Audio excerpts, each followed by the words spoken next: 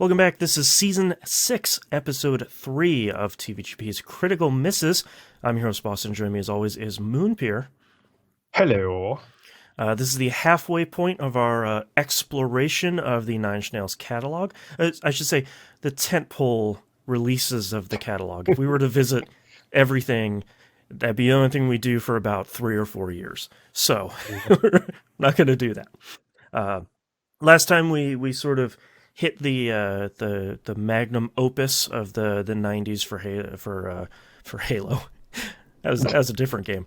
For Nine Inch Nails with the Fragile, our double album. Hope you enjoyed the nearly 2 hour episode for last episode. This Not one's gonna like be we have a problem. Oh, no, not at all. This one's gonna be way shorter. This time we're gonna cover With Teeth, also known as Halo 19.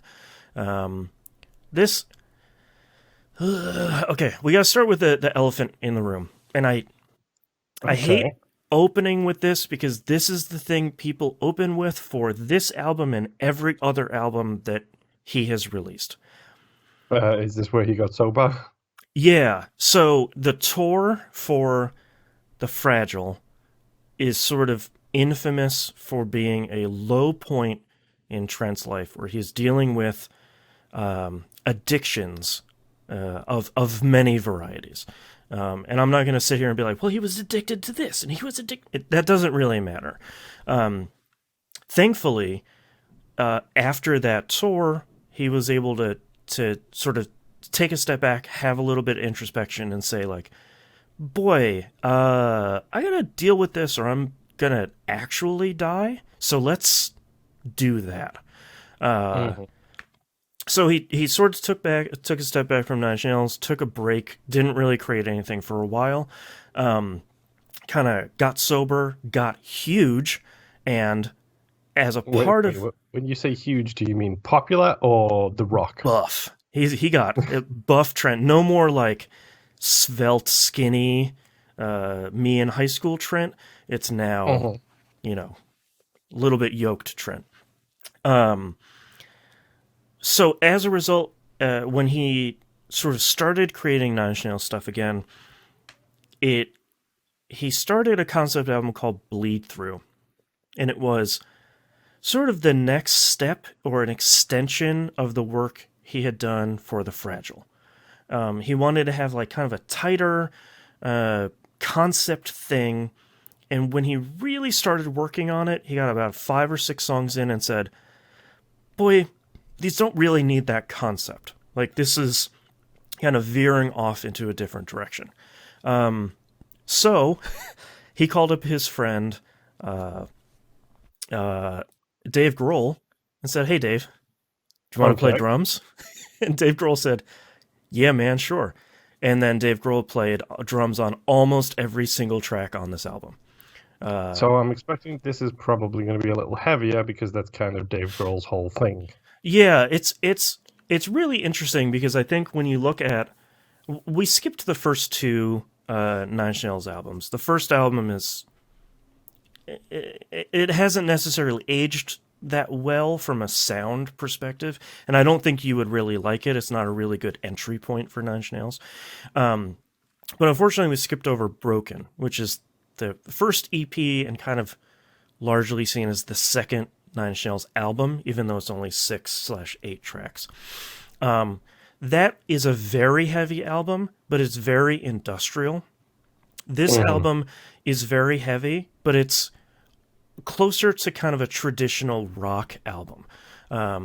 The big single out of this is The Hand That Feeds, which is still a very popular song, probably the second most popular track from Nine Inch Nails.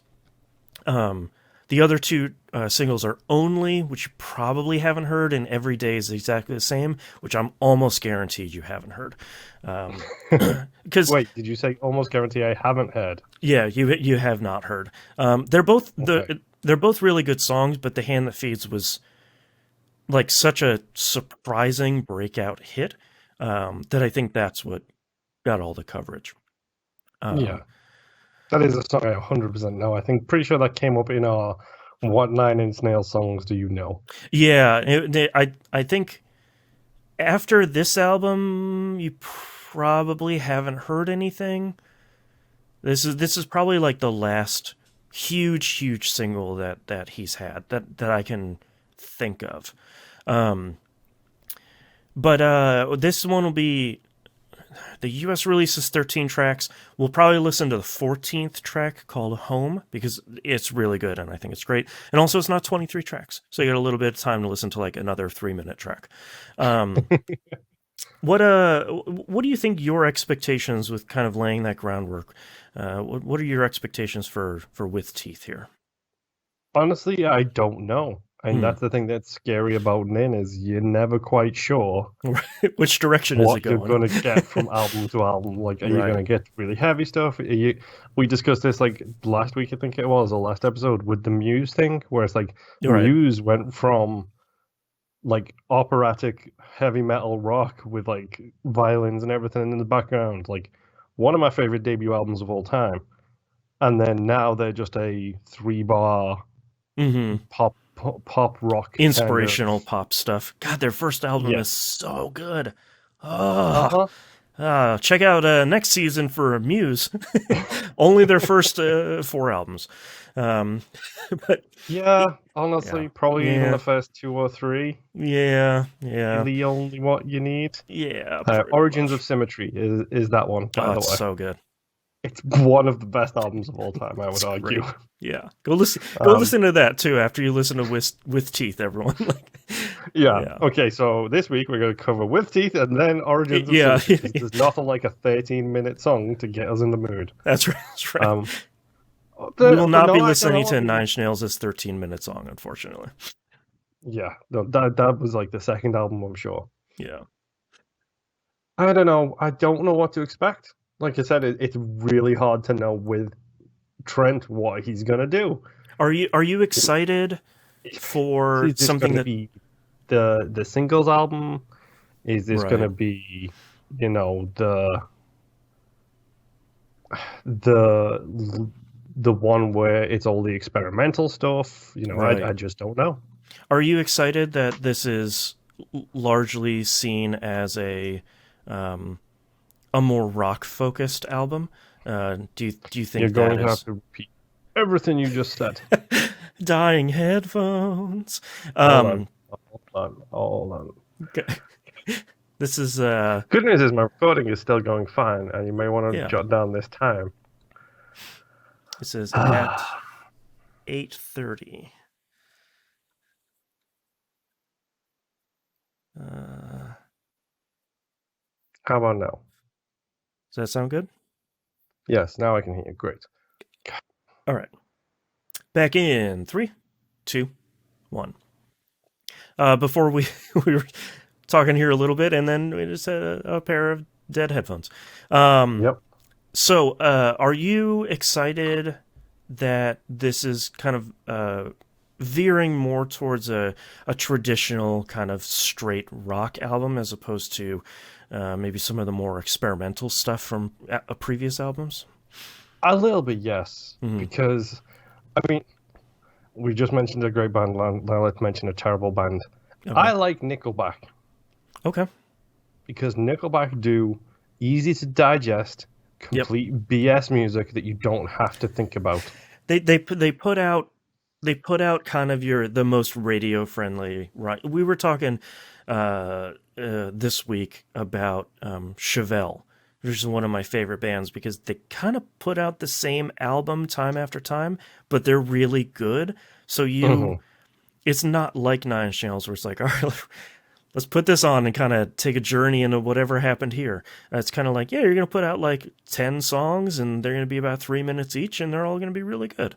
Um, and I, Yeah. I I feel like that's a little bit more what this album veers towards because I feel like when you say like Dave Grohl play on this album, you're like, all right, I think I kind of know what to expect out of hand. Yeah, because I mean, you look at Nirvana, and Nirvana are like probably one of the biggest game-changing bands that there are out there, kind Hmm. of thing.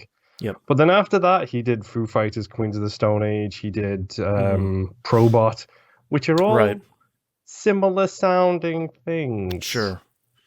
So it's kind of like he's got his style and he knows what he does, especially when he plays the drums. It always seems to be that kind of style. Hmm. So I'm more than happy to maybe dial down the grinding of metal on metal and dial Right. up the guitar on guitar kind of Right. sounds. Less robot band and more four people on a stage band. Yes. Yeah. I mean, it should be interesting. I mean, I did like what I've heard of the experimental stuff, Hmm. but hearing what he can do, because I've seen what he can do with a soundtrack, which Yep. is fantastic. Yep. So hearing what he can do in a more traditional sense is actually kind of interesting to me. I don't know if it'll Yeah. be good, but Yeah. And this one's I haven't listened to this one in a while. I remember liking a lot of these tracks, but this isn't one of the ones I gravitate towards pretty naturally. So it'll be kind of good to revisit this as we're kind of approaching the stuff that I listen to a little bit more frequently. uh, All right. On that note, let's go check out With Teeth. like as in get someone to bite us or the album. I mean, whatever you're into.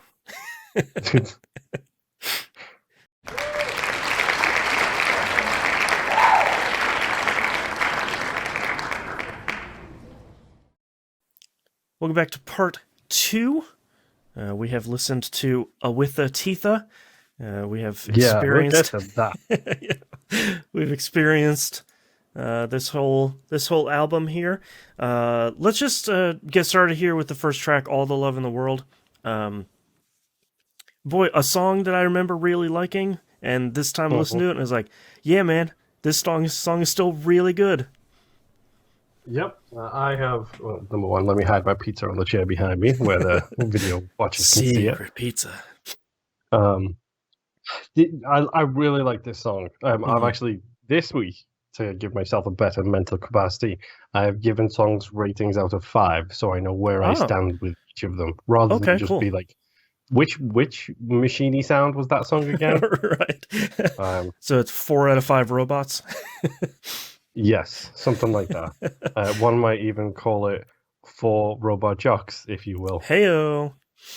Hey-o.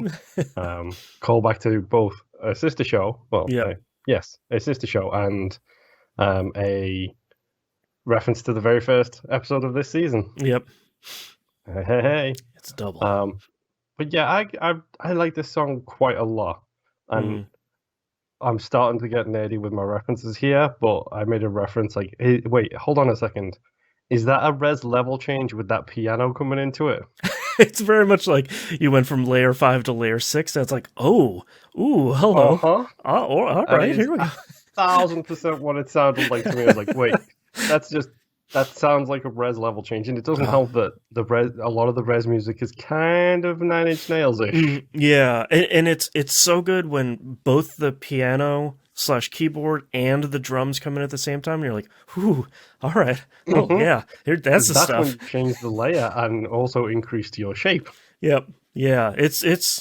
I think it's really interesting because this, if you look at the Fragile and you look at Somewhat Damaged as kind of a thesis statement for the entire album, the whole album kind of takes off from that point, and it's sort of variations on the theme.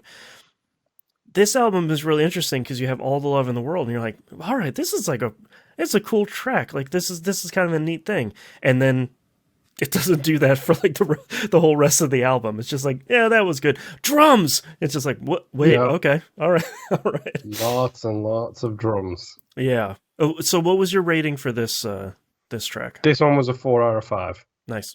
I like it. I tried to limit my perfect scores to, well, like the truly outstanding. My favorite songs on the album essentially are going to get the 5s.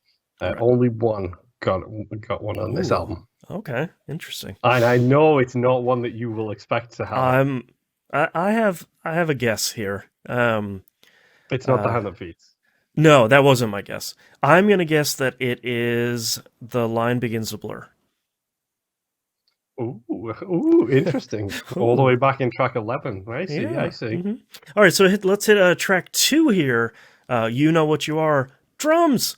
Hey, Dave Grohl's on this album. If you're ever wondering what he's doing on this album, hey, here he is. Yep. Yep. Yeah, he's doing what he does best. Yep. And no offense to Foo Fighters or, his guitar skills, but Dave Grohl is a drummer. I don't care what you say. This is why you bring this dude on for them Crooked Vultures. It's like, yeah, man, I just need you to beat the crap out of some drums. Here you go. Mm-hmm. Yeah, it's very much the opposite from the first track, where it's like, here's a lot of guitars, here's a lot of screaming, drums, drums, drums. Yes, I did not like this song. Okay, it's abrasive. Yes, I think it could be because like the first song is it's very mellow. It's very much what I'd kind of expect, except not, because obviously it's 9 Inch Nails. You're never sure what to expect. That's fair. But from that song to this song is just such a jump. Mm-hmm. And I was just like, no, go back to track 1. Give me track 1, please. Right. Just go back to track 1. Yeah, I've always thought this track is fine. It's kind of like, yeah, like you get a lot of distortion on both the vocals, especially during the chorus, and the guitars, and like the drums are really solid, but it's solid, but it's not like, oh yeah, like I gotta listen to this. Like, it's not going in my top 9 Inch Nails tracks of all time playlist. Yeah, and honestly, that's probably something that kind of got to me by the end of this album, was how much guitar distortion there was. Mm-hmm.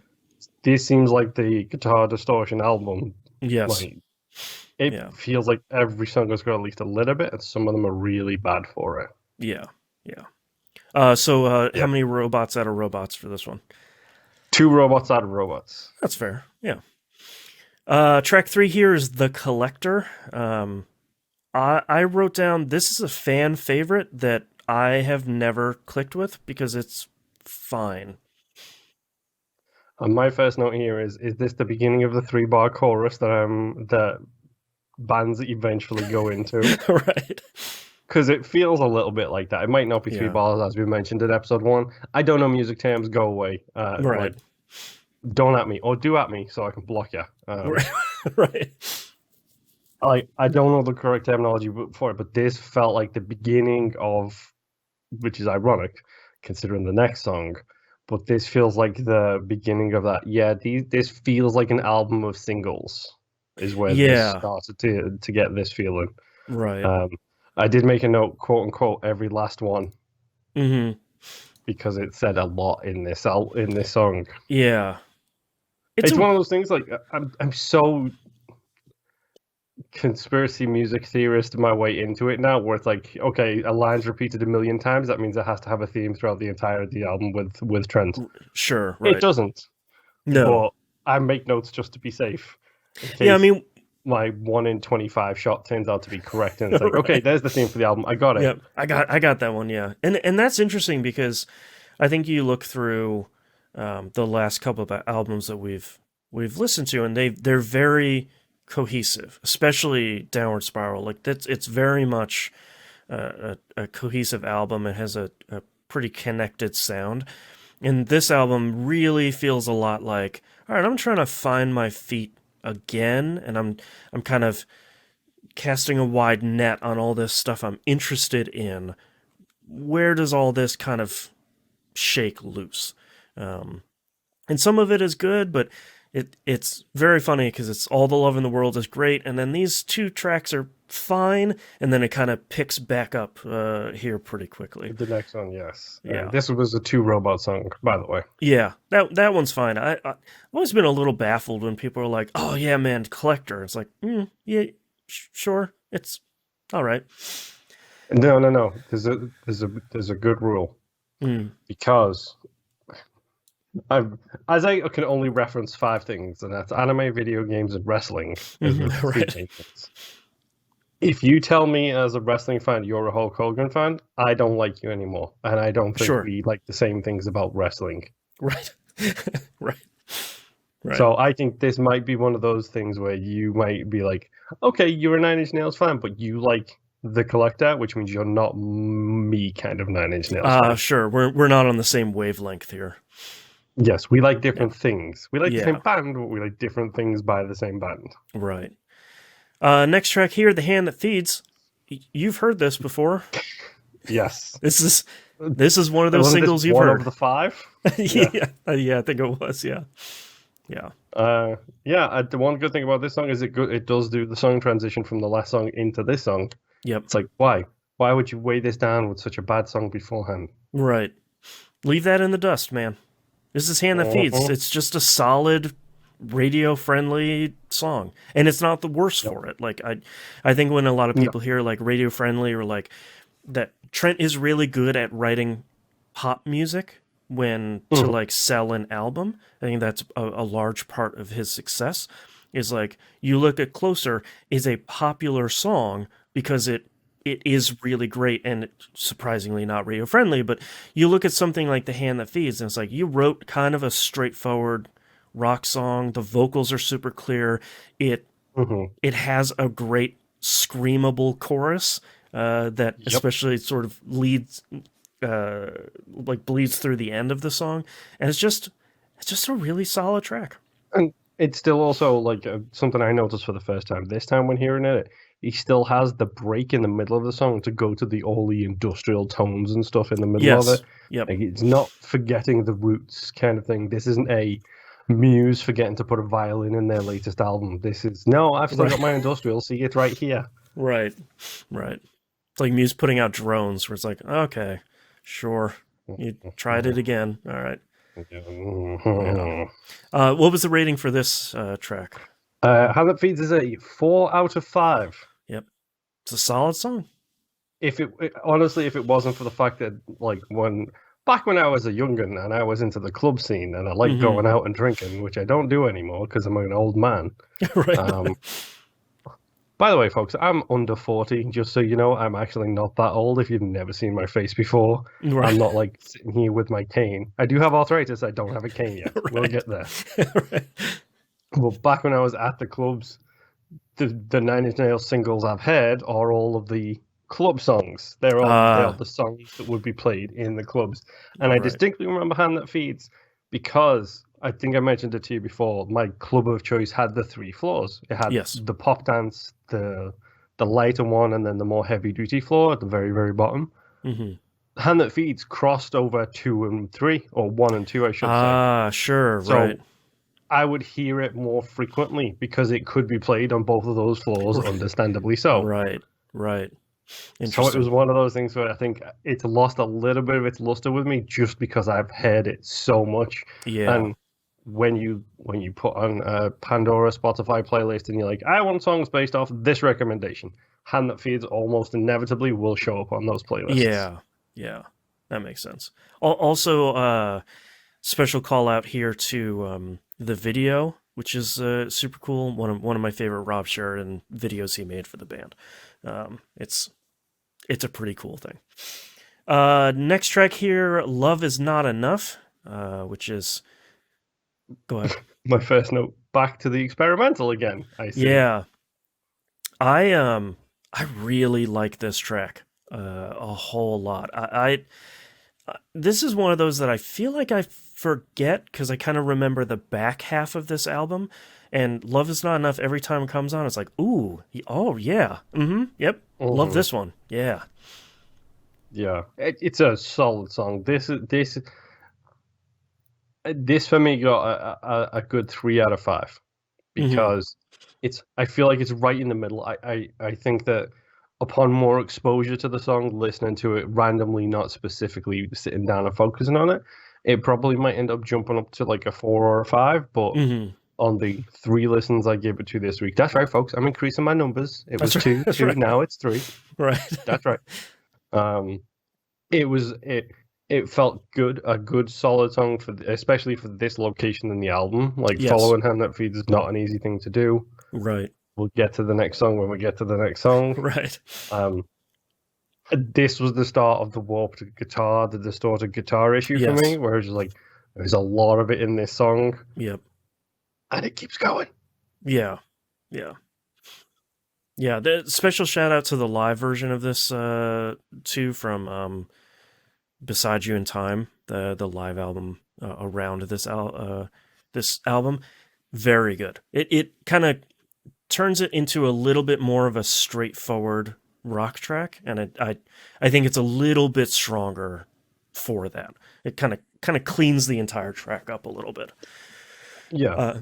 What was your rating And for this one? Oh, go ahead. this one was a 3. Yep.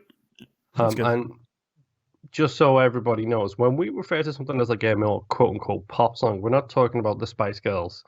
We're talking about the word popular, and we're not degrading that as a bad thing. No. Right. Because never made it as a wise man. And I guarantee you, every single listener is singing that song in their head now. Yep. Because that's a pop song. It's a popular song that can, it's a bad example, but it doesn't mean it's a bad song because it's a pop song. Right. Marilyn Manson's Beautiful People was a pop song for a really long time because everybody knew that song. Like, it's, yeah. Same with Personal Jesus. Yes. Well, what a good cover. Yeah. Next track here is Every Day is Exactly the Same, the second single off of this album, oddly enough. This was the song that you were 100% sure that I would not know, correct? Correct. Have you heard this? I have heard it, and I adore this song. Wow, okay. Because I have seen the movie Wanted about 10 times. Ah, right. Forgot about that. This is used as the montage to Wesley's life being a whole bunch of crap day after day after day. When he's checking his bank account and the ATM is telling him how much of a loser he is. This is the song that plays over that montage. Right. And I adore this song. This is my 5 out of 5 on this album. Wow. I got a surprise for you. I don't like this song. I think. So you say you're a Hulk Hogan fan, Boston. Right, exactly. Well, I'm not racist. Let's not cast aspersions here. I think Every Day is Exactly the Same is a solid song. I think it's really good. I think it made a lot of sense for it to be a single off of this album. I think for me, it's a smidge too long. Like, and I think that I will agree with. I think that works against it. Like 20, 30 seconds you can kind of cut off of this song. I think it being a little bit punchier would really help it a lot. Though I almost get the impression that he's kind of leaning into the repetition of the song as repetition of, the lyrics. Exactly the same. Yeah. So I kind of can't fault it there. My note literally here says repetitive, but intentionally so, I'm guessing. Yeah. It feels a lot like that. I think it's fine, but it's one of those where it's not one of the very few Nine Inch Nails songs that I skip when they come on, but it's sort of like, all right, I kind of have to be in the mood for listening to that one. Yeah. Yeah. I really like. Yeah. You can't, there's no bad Nine Inch Nails songs, so you can't fault anyone for liking something. You say that, but then we have the next song. With a Teetha, the next. Yeah. I have 2 notes for this. Number 1, I do like the beat, and I do like the guitar in the background. Yeah. Number 2, I really despise the enunciation. Yeah, the with a Teetha part. Yeah. It's weird. Like it is a meme in the Nine Inch Nails community that it's just the pronunciation of with teeth is an odd choice. I think it's interesting to see him stretch his voice a little bit higher than normal, and it's kind of interesting to see him try some new things. But it's one of those. I don't want to download a new version.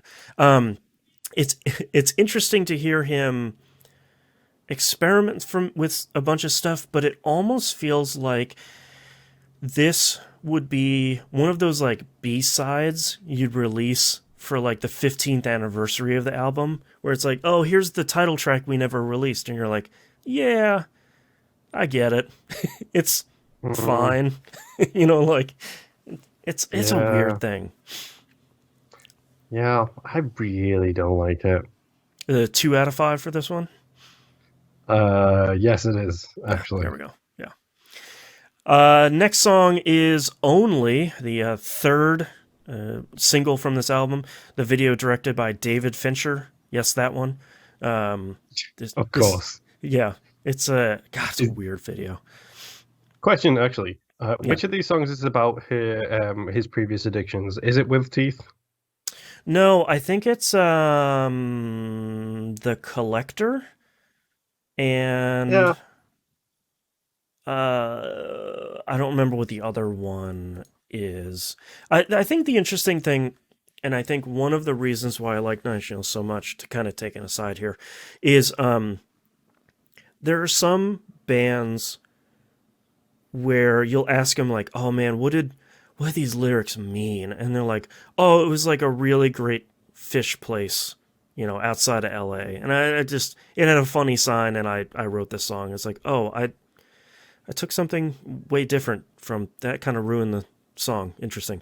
Um, and the thing with Trent is always like, people ask him like, "What does this song mean? Like, what do these lyrics mean?" He's like, "Nope, that's not for you. That's for me." Like, and it's I think that's part of why Nine Inch Nails is is so popular, is because you never read and he's like, "Oh yeah, like I just had a really bad gassy day and I wrote every day is exactly the same." And you're like, "Cool, I just it's just like ruined an yeah, entire album for me." It's like you get to wrap yeah, this music around your experiences, and I think that is what makes it so strong. So I think you can look at this album and say like it is a byproduct of him sort of escaping addictions and escaping the things that are kind of ruining and threatening his life. But he's not like, well, it's this track and this track and this track were all about this drug. He's sort of like, yeah, man, like you can probably put the pieces together. So yeah. I think that's interesting. It's rare as well. Like there are Yes. some songs that you do get the answers for, and some songs you don't. Yeah. That's actually one of the reasons I like Slipknot and Tool because they have a very big library, and Yeah. there's maybe only explanations for 10 songs in total for each of them. Sure. Yeah. Yeah. So what do you think here about Only? I've had this one too. Okay. Good. Ha! Good. Um, the reason I know I've had this one before is because I always get it confused with Hand That Feeds Ah. Okay. Yep.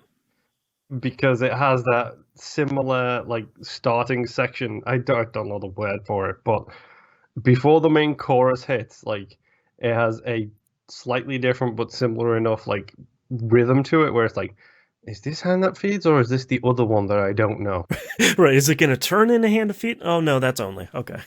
Yeah, Yeah. it's still a good song. I actually Yeah. like this song a lot.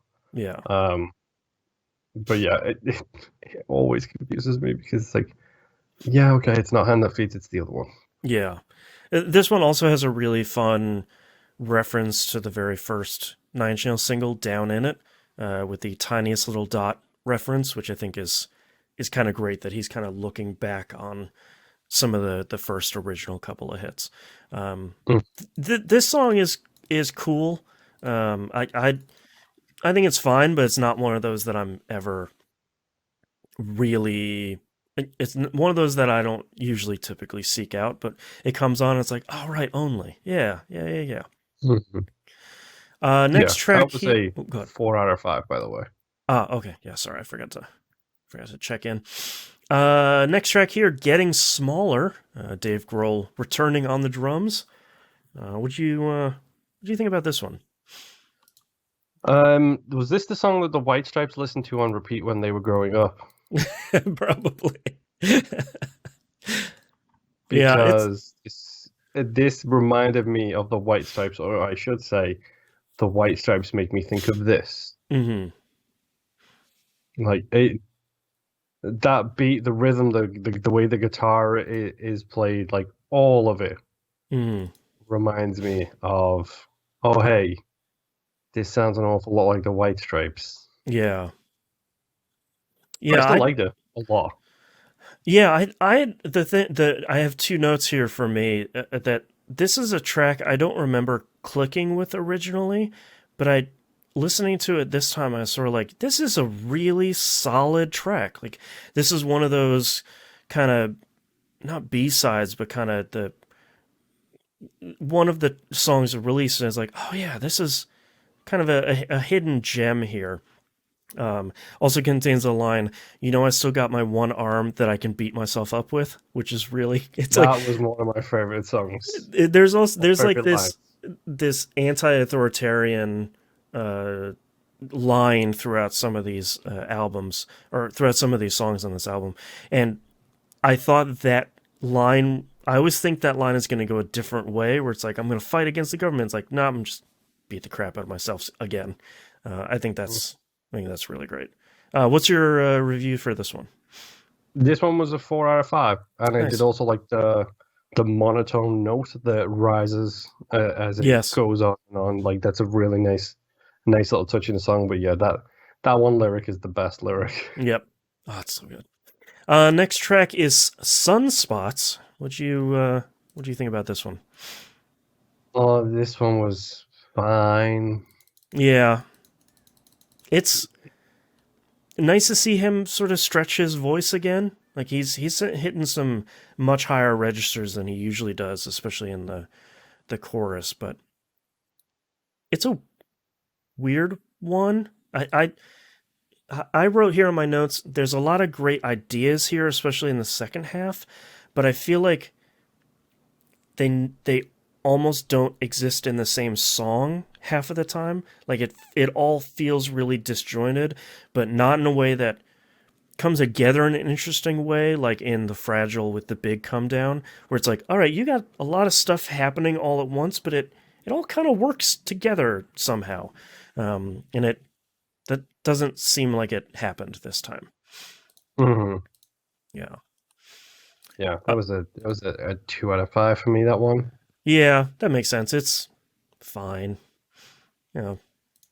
Uh, all right. Next track. The line begins to blur. What'd you think about this one? I mentioned my references Mm-hmm. getting slightly dorky. Yeah, Mm-hmm. it's kind of dark. I really Yes. like the beat. It Mm-hmm. feels like the Green Arrows theme tune. All right. You got a little Arrowverse in here, yeah. Yeah, patreon.com/e1 list to the pre-show, That's right. patron exclusive content. That's right. Um, yeah, I like this. I did like this a lot. Mm-hmm. Not as much as every day is the same. You're right. As soon as I started actually listening to the lyrics, I was like, "Oh crap! This just makes me think of the Green Arrow." Like it literally just makes me think of the Green Yeah. Arrow because he's talking about like his memories, whether or not he's making the right decisions, what's good, what's bad, and like, 5 years in hell. yeah, Yeah. I this is easily one of my favorite Nine Inch Nails tracks. This is probably my favorite off of this album as a whole. There's something about this entire track that really clicks with me. I especially like the the second verse where the background is the repetition of I don't know. Like there's this really great interplay between what's happening to me, I don't know, and kind of this back and forth between seemingly the narrator and kind of the chorus. Um, I man, I really I really click with this song a lot, and it's one of those ones yeah, where it's like it's Marge Simpson. Like I just think it's neat. Like I can't specifically say, oh, at minute 3:13, like oh it's this perfect. It's just like yeah, man, this track is just it's really great. I really I really yeah. dig it. What was your Honestly, this would probably be a 5 out of 5 mm, if it wasn't for the other song being on. But yeah, this is a yeah, solid 4, maybe four nice. and a half. Yeah, I like it. This leads directly into Beside You in Time, which is another track I really love. Uh, And I can tell you why, based straight off my first note here. mm, This is another song that feels very soundtracky. oh, yeah, I can see from some of the the guitar stuff that is kind of in the background. Yeah. What did you think about this one? I liked it as a good mix up on the pacing as well. I Yeah. genuinely like that aspect of it because it's kind of ambient, kind of very chilled out compared to a fair few of the other songs. Like it was a cool little song. I liked it a lot. Hmm. I knew you'd like it a lot based just on the fact that it sounded like one of his soundtracks from Watchmen, which means that of course you're going to like it a lot. Well, I really like the this goes on and on, the repetition of it coming out of the first verse. And I like that it every time it's repeated, it gains a little bit of intensity. Like it comes a little bit to the forefront and kind of gets a little bit louder and then pulls back and then kind of comes back and gets louder and pulls back. There's this kind of cool increasing repetition throughout this entire track that I think is really neat. Is also special note of the live version. I was lucky enough to see this song live during this tour, and before the breakdown where the guitars really come in, there's a projection screen right in front of the band, and Trent essentially picks up the microphone stand and swings it at the screen, and the screen then looks like it shatters as soon as he hits the screen with a microphone stand. It's this incredible like clearing of the stage, and then the screen goes away. It was a very cool moment. What was your rating for that one? This one is a 3 out of 5. Yeah, solid, right there in the middle. Uh-huh. And closing out the album here with the track "Right Where It Belongs." What did you think about this one? I like this one a lot. Yes, me too. Mostly because it's a good come down, Yes. for the album. Like Yeah. it is super mellow. It's very, again, very chilled out, kind of Introspective. yes. Yeah. I really like the fact that he brings the piano back, Yes. and it's just a good solid piano piece throughout. And then it goes to the fans. Yeah. Really. I usually listen to the version 2 of this one because it's essentially the same song with a different piano and a different vocal take that I think is a little bit more interesting. But when I listen to this again, it's such a cool moment where it's like at the halfway point of the song, his vocals come from like the background or the foreground. A lot of the Clearing instruments, up as it gets halfway through is a really nice touch. yeah, and like a lot of the instruments, there's a little bit of muffling that gets taken off of them, and the sort of cheering fans come in the background. It's like, man, that's a cool touch that I think for a lot of other bands would feel a little bit like egotistical, but I think it really works for this track. Yeah, it does. It reminds me, honestly, of I can't remember the song, but there's a Pink Floyd song where, for whatever reason, they take the Liverpool fans singing "You'll Never Walk Alone" and interlace it throughout the course of the song. Oh, interesting. And the end of the song is just the last like 2 lines of "You'll Never Walk Alone," not sung by Jerry and the Pacemakers, sung by the fans. Oh, interesting. And it's like this really weird introspective thing. They've never explained why they did it, Right. but they did it.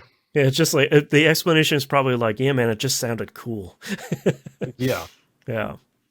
Yeah, I think it's really interesting comparing this to the last track in The Fragile, which is Ripe with Decay, where that felt kind of like you had finished the album really strong and then just kind of like flopped on the execution at the very end.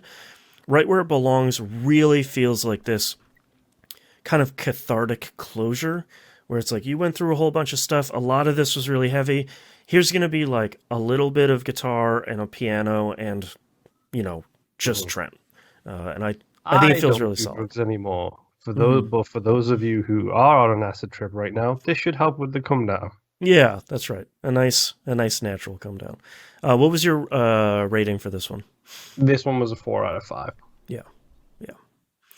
Did you listen to either Home or Right Where It Belongs version 2?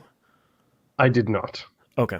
So those are the only two kind of like in every other territory in the world, those two tracks were sort of smushed on the back here. Home, I think, is a really great song. It's very short. And it's kind of a little bit different from the stuff on the album, and I already talked about Right Where It Belongs version 2. Um, what did you think of what do you think of this album as a whole? I actually kind of liked it a lot. Mm-hmm. Um, it was pretty fun. The whole well, it was fun. Some dark content, obviously. It's Nine Sure. Inch Nails. What to Yeah. expect? Um, but it was pretty fun, pretty good to the, pretty enjoyable all the way through. Maybe I'd say maybe less. I would say it has high highs and also higher lows than the last album for me. Yeah, I think that's a good way of putting it. Yeah. It feels like a So like very it doesn't, cohesive thing. yeah, it doesn't feel as low at some points like it, and on the highs, I feel like it is higher. Like it's got probably three of the most recognizable songs in here, other Mm-hmm. than Closer, and also my secret favorite song that nobody seems to like, apparently. Right. Right. Um, yeah, I with teeth is really not one I naturally gravitate towards. If I'm looking for something that's heavier, I usually listen to Broken, or maybe some of the live stuff because that tends to be much heavier than the studio stuff. But I think it struck me while I was listening that it's just a really solid album from front to back. There's a couple of weak ones, but even the weak ones aren't like, oh god, I gotta skip this. Like I can't I don't want to listen to this at all. It's just sort of like, oh yeah, that track. It's still fine. Like it's still like a 2 out of 5, 3 out of 5. It's not like, oh, that track was just a hot 0 out of 5. No thanks. Yeah, nothing truly horrific in here. Yeah, yeah. Um, okay, let's talk about the typical homework we have.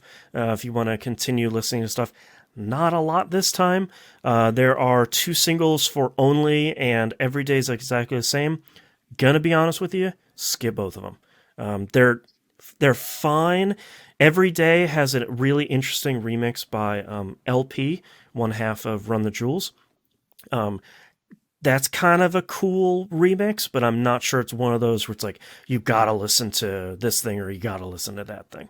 Um, the live album Beside You in Time that I was talking about, that came out during this era.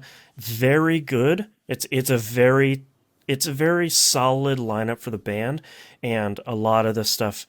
It's kind of a nice mix of everything from the previous albums.